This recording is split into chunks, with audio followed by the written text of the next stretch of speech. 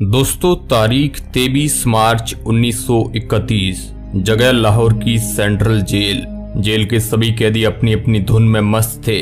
रात भर तेज आंधी के बाद सूरज की किरणों के साथ हर दिन की तरह ही दिन की शुरुआत होती है, लेकिन उस दिन कैदियों को कुछ अजीब लग रहा था। सुबह के 4 बजते ही जेल के वार्डन आकर कैदियों को कहते हैं कि सभी कैदी अपनी अपनी कोठरियों में चले जाए। इस बात को सुनकर सभी कैदियों के मन में शंका पैदा होने लगी और जेल के वार्डन ने इसका कारण भी कुछ नहीं बताया था, लेकिन कैदियों के ज्यादा पूछने पर उन्होंने कहा कि ऊपर से ऑर्डर है। सभी कैदी आपस में चर्चा करने लगे और सभी के मन में एक ही सवाल था कि आखिर ये हो क्या रहा है। तभी कैदियों को कुछ आवाज सुनाई देती है। दरअसल जेल का नाई बरकत कैदियों के कमरे के सामने से फुसफुसाते हुए गुजरा। उसने सभी कैदियों को बताया कि आज रात भगत सिंह, राजगुरु और सुखदेव को फांसी दी जाने वाली है। उसके बाद क्या था? बरकत की इस बात को सुनकर सभी कैदी अंदर से पूरी तरह हिल गए। उसके बाद वहां पर मौजूद कैदियों ने बरकत से इस बात की गुहार लगाई कि वह फांसी के बाद भगत सिंह की कोई भी वस्तु जैसे कि उनकी पेन, कंगा या घड़ी वो लाकर उन्हें दे, ताकि वह लोग भी अपने परिवार को ये बता सके कि कभी हम भी देश की आजादी के लिए हंसते हंसते फांसी को गले लगाने वाले भगत सिंह जैसे क्रांतिकारी देशभक्त के साथ जेल में बंद थे। इसके बाद बरकत भगत सिंह की कोठी में जाकर वहां से उनकी पेन और कंगा अपने साथ ले आया। अब बरकत के पास भगत सिंह की वस्तु केवल 2 थी। कैदियों की संख्या काफी ज्यादा थी। अब इन कैदियों में भगत सिंह की वस्तु लेने को लेकर होड़ मच गई। सभी कैदी आपस में ही इसे लेकर झगड़ने लगे। आखिर में ड्रॉ निकाला गया।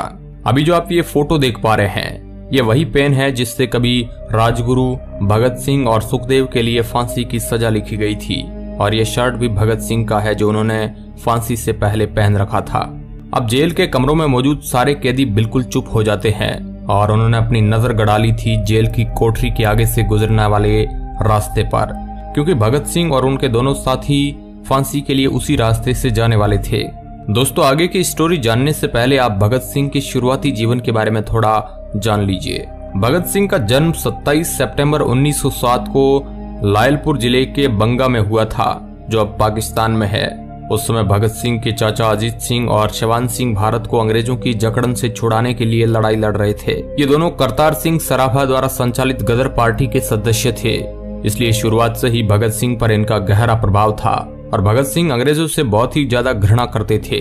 इसके बाद 13 अप्रैल 1919 को हुई जलियांवाला बाग घटना ने भगत सिंह को अंदर से झकझोर कर रख दिया था, और उस समय भगत सिंह उम्र में भी काफी छोटे थे। भगत सिंह पहले महात्मा गांधी द्वारा चलाए जा रहे आंदोलन और भारतीय नेशनल कॉन्फ्रेंस के सदस्य थे। 1921 में जब चोरा चोरी हत्याकांड के बाद गांधी जी ने किसानों का साथ नहीं दिया, तो भगत सिंह ने अलग विचारधारा पर चलने का फैसला कर लिया। इसके बाद भगत सिंह ने चंद्रशेखर आजाद की टीम को ज्वाइन कर लिया। ये टीम हिंसक तरीके से अंग्रेजों को भारत से बाहर खदेड़ने के उद्देश्य से काम कर रही थी। फिर साल आता है 1928। साइमन कमीशन भारत के दौरे पर आता है।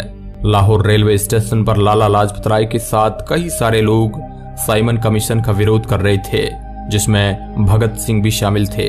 विरोध को ज्यादा बढ़ता देख अंग्रेजी सरकार ने लाठीचार्ज कर दिया था। इस लाठीचार्ज के कारण लाला लाजपत राय की अस्पताल में मौत हो जाती है। अंग्रेजों की इस कायराना हरकत ने भगत सिंह को अंदर से हिलाकर रख दिया था। इस लाठीचार्ज के लिए जिम्मेदार था पुलिस अधिकारी स्कॉट। अब भगत सिंह और उनके साथियों ने यह ठान लिया था कि पुलिस अधिकारी को मारकर ही दम लेना है। सब कुछ प्लानिंग के मुताबिक चल रहा था, लेकिन अंत में थोड़ी चूक होने के कारण स्कॉट की जगह पुलिस अफसर जेपी सैंडर्स मारा गया। इसके बाद चारों तरफ क्रांतिकारियों को पकड़ने की धरपकड़ अंग्रेजों ने तेज कर दी, लेकिन भगत सिंह यहाँ से भी अंग्रेजों को चकमा देकर भाग गए। इसके बाद वे अंग्रेजों की मजदूर विरोधी नीतियों के खिलाफ भी लड़ने लगे, लेकिन अंग्रेजी सरकार इनका सुन भी नहीं रही थी। इसके बाद भगत सिंह ने एक प्लान बनाया और बटुकेश्वर दत्त को साथ लेकर सेंट्रल असेंबली में एक बम धमाका कर दिया। इसके साथ ही भगत सिंह ने वहां पर काफी सारे पर्चे भी फेंके, जिनमें लिखा था बहरों को जगाने के लिए धमाका जरूरी है।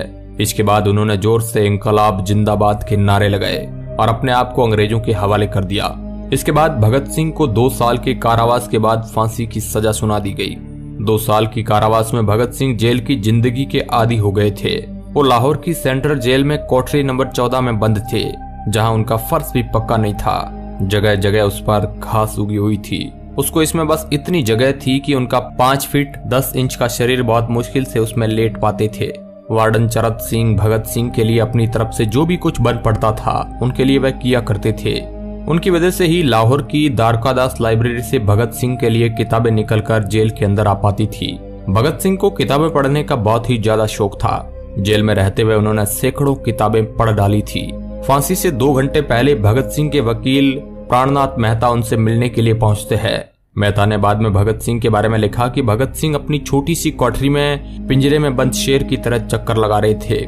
मेहता के जाते ही भगत सिंह ने मुस्कुराकर मेहता का स्वागत किया और पूछा कि आप मेरी किताब रिवॉल्यूशनरी लेनिन लाए या नहीं।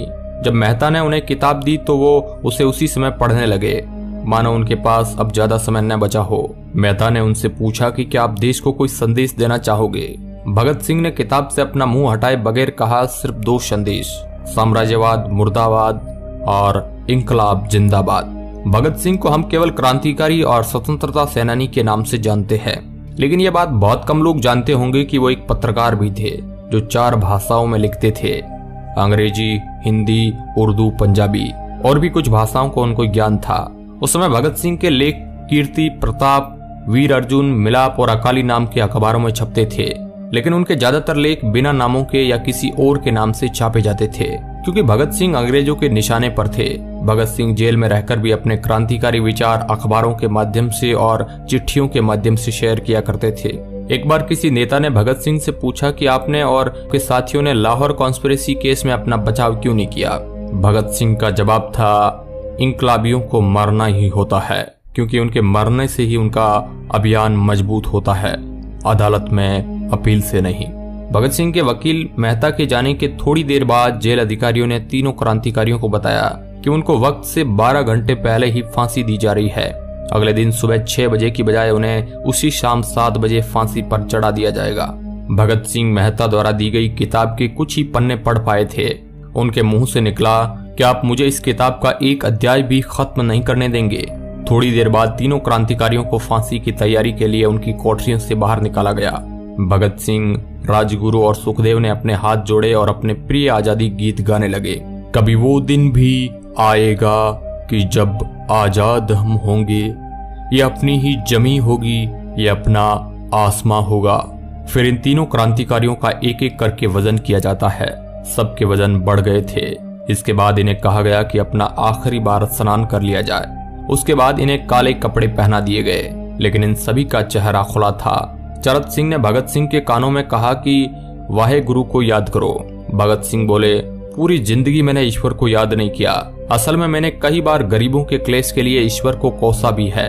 अगर मैं अब उनसे माफी मांगू तो वो कहेंगे कि इससे बड़ा डरपोक कोई नहीं है। इसका अंत नजदीक आ रहा है, इसलिए ये माफी मांगने आया है। जैसे ही जेल की घड़ी में 6 बजते हैं, उसके बाद भगत सिंह इन तीनों के बीच में खड़े थे। भगत सिंह अपनी मां को दिया गया वो वचन पूरा करना चाहते थे कि वो फांसी के तख्ते से इंकलाब जिंदाबाद का नारा लगाएंगे। भगत सिंह जोर जोर से इंकलाब जिंदाबाद का नारा लगाना शुरू करते हैं, और जैसे ही ये नारों की आवाज जेल में बैठे कैदी तक पहुंचती है तो जेल के कैदी भी साथ में नारा लगाना शुरू कर देते हैं। तीनों युवा क्रांतिकारियों के गले में फांसी की रस्सी डाल दी गई थी। उनके हाथ और पैर बांध दिए गए थे। तभी जल्लाद ने पूछा, सबसे पहले कौन जाएगा। सुखदेव ने सबसे पहले फांसी पर लटकने की हामी भरी। जल्लाद ने एक एक करके रस्सी खींची और उनके पैरों के नीचे लगे तख्तों को पैर मारकर हटा दिया। ऐसे करके तीनों युवा क्रांतिकारियों ने अपने देश के लिए हंसते हंसते फांसी के फंदे को गले लगा लिया था। अंत में उन्हें नीचे उतारा गया और वहां मौजूद डॉक्टरों ने उन्हें मृत घोषित किया। उधर वार्डन चरत सिंह सुस्त कदमों से अपने कमरे में पहुंचे और फूट फूट कर रोने लगे। अपने 30 साल के करियर में उन्होंने सैकड़ों फांसियां देखी थी, लेकिन किसी ने मौत को इतना बहादुरी से गले नहीं लगाया था जितना भगत सिंह और उनके 2 साथियों ने लगाया था। इस तरह दोस्तों इन तीनों क्रांतिकारियों ने हंसते हंसते मौत को गले लगा लिया था। मगर इस बात का भी किसी को अंदाजा नहीं था कि इन तीनों क्रांतिकारियों की यह शहादत ऐसे ही नहीं जाने वाली है, और 16 साल बाद उनकी शहादत भारत में ब्रिटिश साम्राज्य के अंत का एक कारण साबित हुई। दोस्तों हिस्ट्री टेलीविजन की टीम ऐसे अखंड भारत के वीर सपूतों को नमन करती है। कमेंट बॉक्स में जय हिंद जरूर लिखिएगा। धन्यवाद।